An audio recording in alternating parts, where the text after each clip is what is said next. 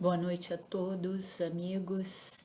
É com alegria e gratidão especiais que nós nos encontramos hoje para compartilhar reflexões e também aproveitar o máximo desse encontro de corações, que, mesmo sendo um encontro virtual, se proporcione um bom aproveitamento, que os espíritos amigos nos amparem nesse objetivo, nos inspirem e possamos ter todos um bom aproveitamento com as bênçãos do Mestre Jesus. E que assim seja.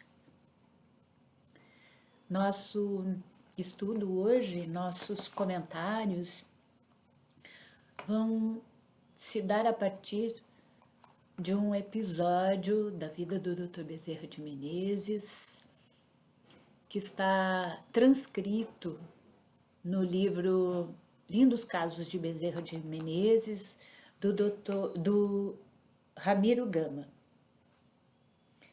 Ele, com as palavras do próprio Dr. Bezerra, diz assim: o que me valia era o alfaiate, a quem pagava um tanto por mês pela roupa que lhe mandava fazer e que, por minha pontualidade no pagamento, me supria de vez em quando, nos meus maiores apuros, uns 20 ou 30 mil réis, que nunca mais do que isso lhe pedi.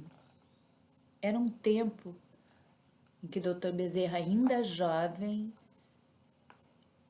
mais jovem, contava uma experiência do seu convívio. Mas agora, conta ele, agora precisava de 50, pois que tinha que comprar botinas e chapéu e alugar, para ida e volta, um rocinante. Ah, como me batia o coração a ideia do homem abanar minha cabeça. Além do vexame, o pesar de não ir à festa do Cardoso, em casa do tio Anselmo, onde já via, pelo pensamento, brilharem duas estrelas que eram os olhos da prima Gertrudinha.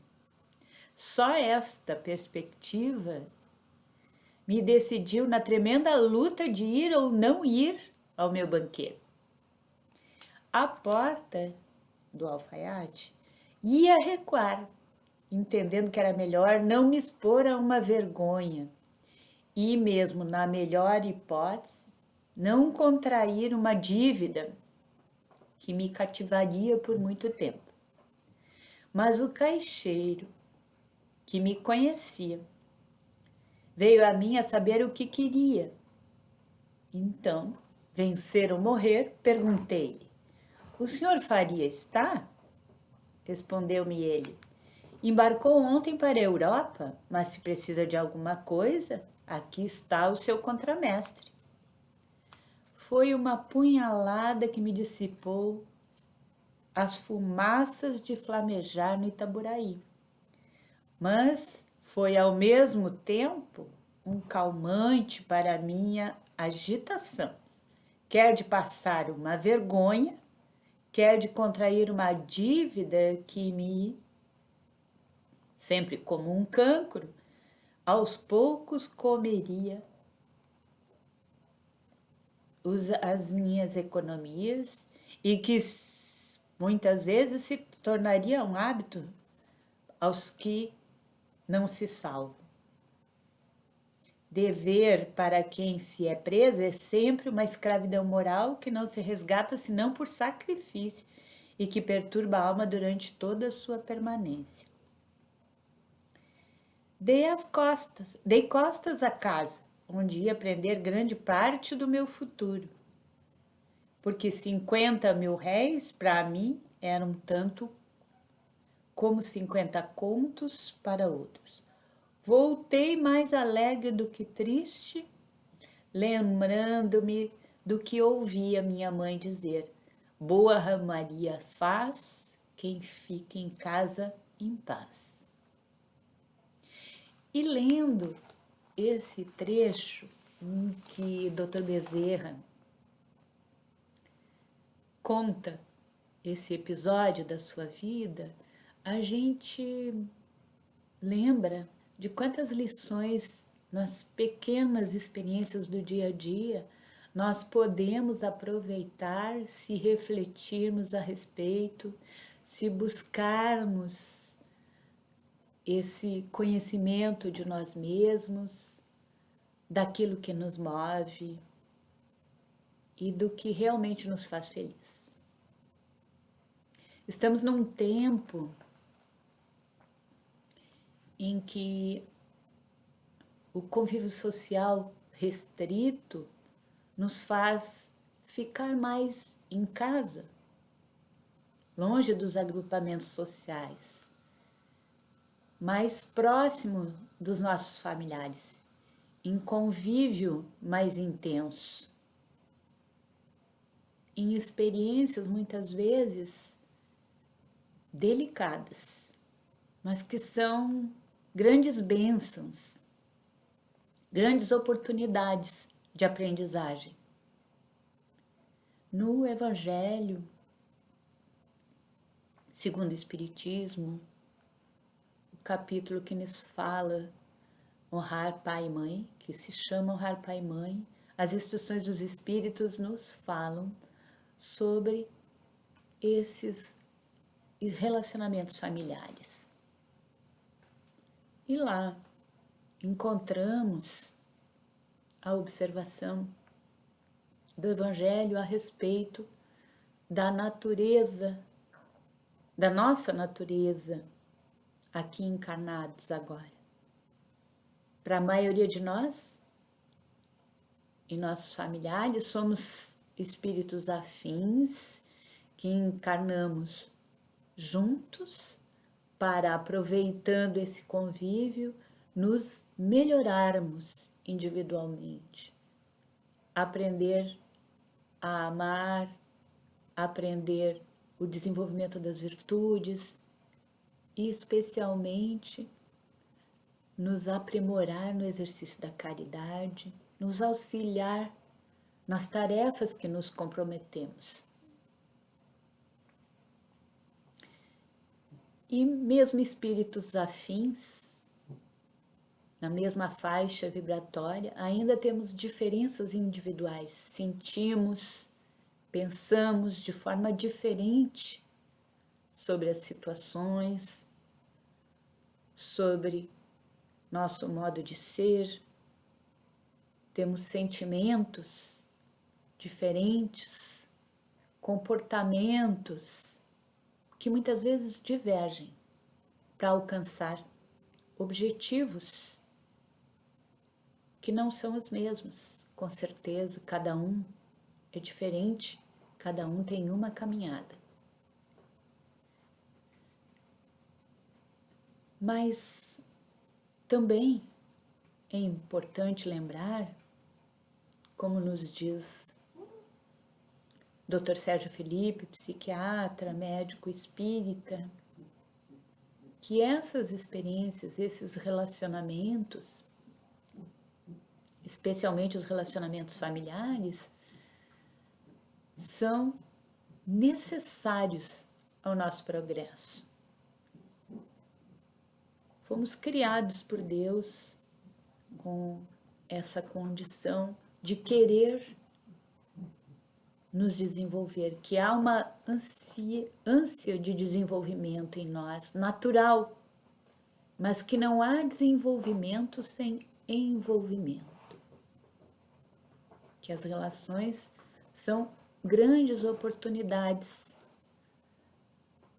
para o nosso aprimoramento íntimo. E também o Dr. Sérgio Felipe nos chama a atenção que não há relacionamentos sem dificuldades, sem vivências delicadas, sem muitas vezes desatenções, descaso, impaciências, desentendimentos. E que é necessário que se passe, que se viva isso, para que a gente possa evoluir juntos. Também nas nossas relações, quando mais amadurecidos, nós podemos vivenciar a beleza do progresso moral e daqueles que amamos e do estímulo que isso significa para o nosso próprio progresso.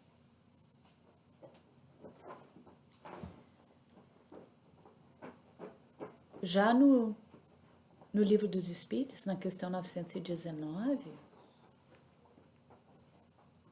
a resposta que os Espíritos dão a Kardec sobre o meio de alcançarmos esse progresso individual é através do conhecimento de nós mesmos, que é o modo mais prático da gente caminhar rumo ao nosso progresso moral. E a seguir, na questão 919A, a mensagem de Santo Agostinho com uma proposta para esse exercício dia a dia, revisando a nossa consciência, as nossas lembranças, nos questionando sobre o que se fez, se ferimos nossos semelhantes, os que convivem conosco, se fizemos algo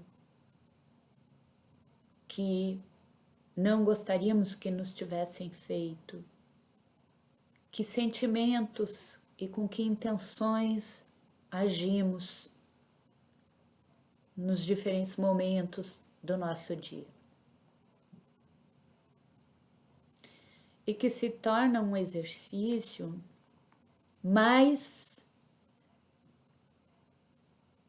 efetivo quando usamos a forma interrogativa, para que a gente tenha maior clareza, especialmente quando pedimos auxílio do nosso Pai, dos nossos anjos de guarda, para que sejamos esclarecidos a respeito do que nos motiva nas nossas ações,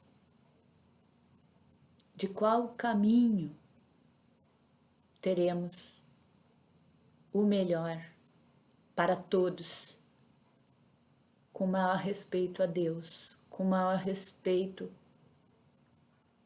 aos nossos irmãos, com maior cuidado conosco mesmo.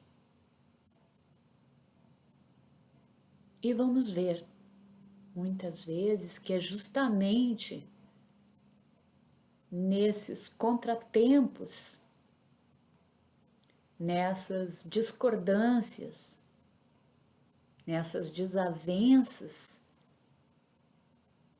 que nos mostramos mais sinceramente, que conseguimos conhecer mais do que vai no nosso íntimo.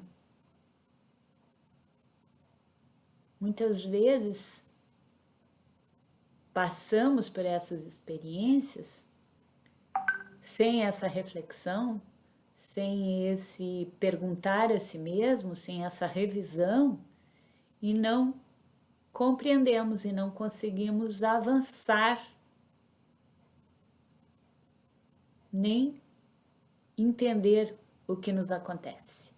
E repetimos experiências semelhantes, noutros relacionamentos, noutras situações, quando nós sabemos que é justamente no lar que as grandes oportunidades acontecem, que as melhores oportunidades são essas nas relações com os nossos familiares. Emmanuel e Chico nos ensinam a agradecer essas pequenas bênçãos que Deus nos alcança de todas as formas, a todo momento, através dessas oportunidades. São oportunidades de crescimento, oportunidade de ouvir, oportunidade de fulgurar uma ideia, oportunidade do conforto de uma boa alimentação, de um lar, de um abrigo que nos acolhe.